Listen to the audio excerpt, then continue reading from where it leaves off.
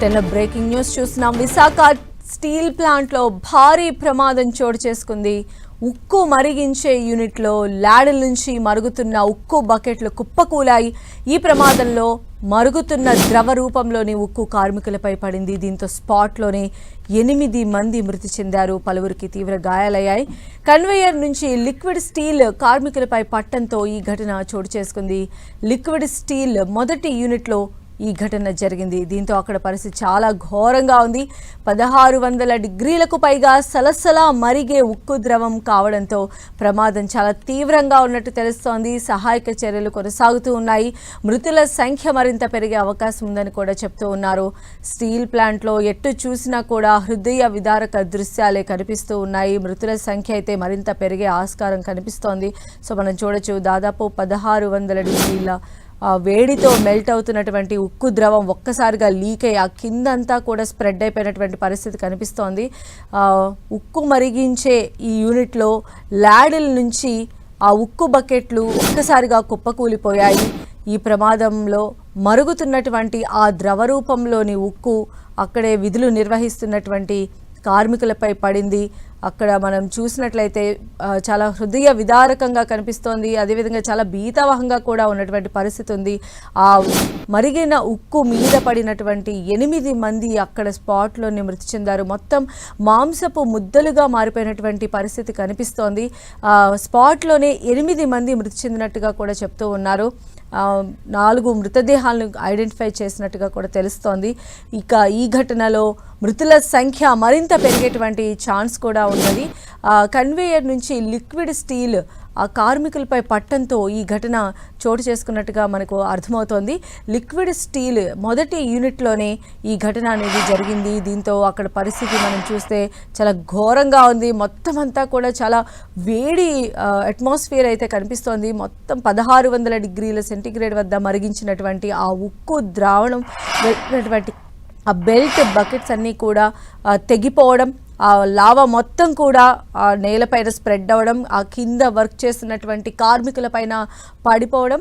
So వాళ్ళందరూ కూడా అంత వేడిమితో ఉన్నటువంటి ఉక్కు ద్రావణం మీద పట్టడంతో మాంసపు ముద్దలుగా ఉన్నటువంటి పరిస్థితి కనిపిస్తోంది. సహాయక చర్యలు చేసేటువంటి పరిస్థితి కూడా చాలా జిగుప్సాకరంగా కూడా కనిపిస్తోంది. సో ఆ మాంసపు ముద్దలను చూస్తున్న వారందరూ కూడా చాలా హృదయ విదారకంగా కనిపిస్తున్నాయి లోపల దృశ్యాలు. అయితే మరిన్ని అప్డేట్స్ కూడా తెలుసుకునే ప్రయత్నం చేద్దాం. మా ప్రతినిధి జార్జ్ మనకు అందుబాటులో ఉన్నారు. జార్జ్,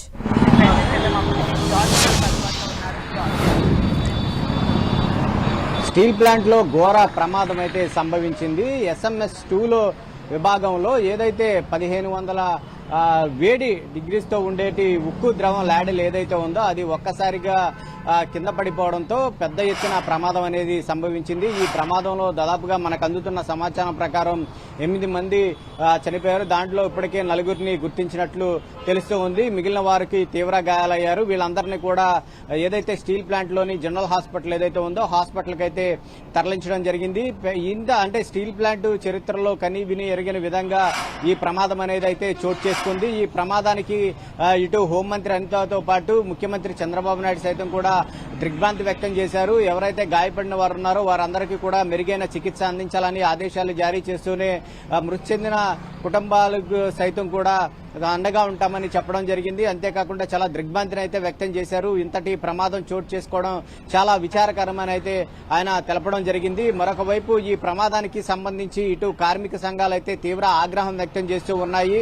SMS2 విభాగంలో ఎప్పుడూ కూడా ఈ ప్రమాదాలు తరచూ జరుగుతూ ఉన్నప్పటికీ యాజమాన్యం తగు చర్యలు తీసుకోలేదంటూ వారైతే తీవ్ర ఆగ్రహాన్ని అయితే వ్యక్తం చేస్తూ ఉన్నారు. ఎందుకంటే నాసి రకమైన ముడి సరుకులు, అంతేకాకుండా కాలం చెల్లిన యంత్రాలతో వీటిని కూడా నెట్టుకు వస్తూ ఉన్నారు. దాని వలనే ఈ ప్రమాదం అనేది సంభవించింది. ఈ ప్రమాదానికి సంబంధించి కఠిన చర్యలు తీసుకోవాలి. అంతేకాకుండా సమగ్రమైన విచారణ, ఎటువంటి తావు లేకోకుండా సమగ్రమైన విచారణ జరిపించాలి. అలాగే మృతుల కుటుంబాలకి సైతం కూడా ₹1 కోటి నష్టపరిహారం చెల్లించాలంటూ కూడా కార్మిక సంఘాలు అయితే డిమాండ్ చేస్తూ ఉన్నాయి. మరొక వైపు అక్కడ హృదయ విదారకరమైన సంఘటనలు అయితే అక్కడ మనం చోటు చేసుకుందనే చెప్పుకోవచ్చు. అటు మృతులను సైతం కూడా గుర్తించలేని విధంగా వాళ్ళ మృతదేహాలన్నీ కాలిపోయాయి. ఎందుకంటే ఆ మెటల్ యొక్క వేడి చూసుకున్నట్లయితే కనుక 1500 డిగ్రీల పైనే ఆ వేడి అనేది, ఆ మెటల్ వేడి అనేది ఉంటుంది. ఆ ఒక్కసారిగా అది కింద పడడం, ఆ సమయంలో కార్మికులు సైతం కూడా అక్కడ విధులు నిర్వర్తించడం, చుట్టూ కూడా మంటలు అలుముకుంటూ ఎటు వెళ్లలేని పరిస్థితి అయితే నెలకొని ఉంది. ప్రస్తుతానికైతే రెస్క్యూ ఆపరేషన్ అనేది కొనసాగుతుంది. ఎందుకంటే మంటలను సైతం కూడా ఆర్పలేని పరిస్థితి. మరొక వైపు లోపలికి కూడా సైతం కూడా అగ్నిమాపక సిబ్బంది వెళుతూ ఉన్నప్పటికీ కూడా ఆ మంటలు ఇంకా వ్యాపిస్తూనే ఉన్నాయి. ఎందుకంటే ఈ స్టీల్ ఉపయోగించడంలో ఈ మెటల్ ద్రవం ఏదైతే ఉందో అది చాలా కీలక పాత్ర అనేది పోషిస్తూ ఉంటుంది.